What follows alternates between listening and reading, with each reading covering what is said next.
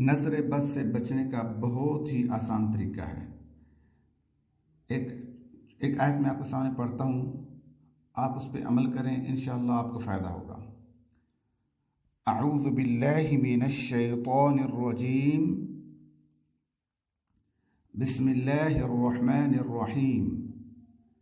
व इन यकादुल्लज़ीना कफ़रू लयुज़्लिक़ूनक बिअबसारिहिम लम्मा समिअु ज़िक्र व यक़ूलून इन्नहु लमजनून। पारा 29 सूरतुल क़लम आयत नंबर 51।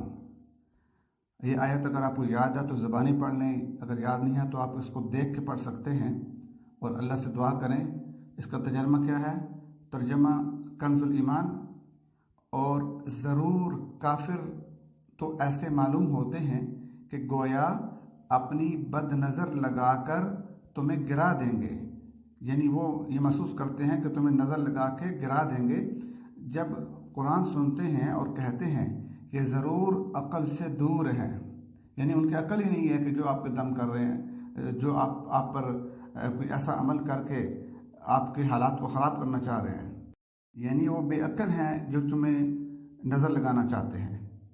हज़रत सैयदना हसन रज़ी अल्लाहु अन्हु फरमाया, जिसको नज़र लगे उस पर यह आयत पढ़कर दम कर दें, दम करेंगे तो इंशाअल्लाह उसको फ़ायदा होगा, उसको नुकसान नहीं होगा। क्या आयत है?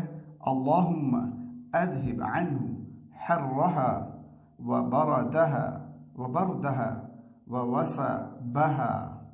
ये आयत है, ये आप याद कर लें या इसको देख के पढ़ें, अपने पास लिख लें, और जिसको भी नज़र लगती है या नज़र लगी हुई है आप ये आयत पढ़ेंगे तो इंशाअल्लाह उसको फ़ायदा होगा। तर्जमा क्या है?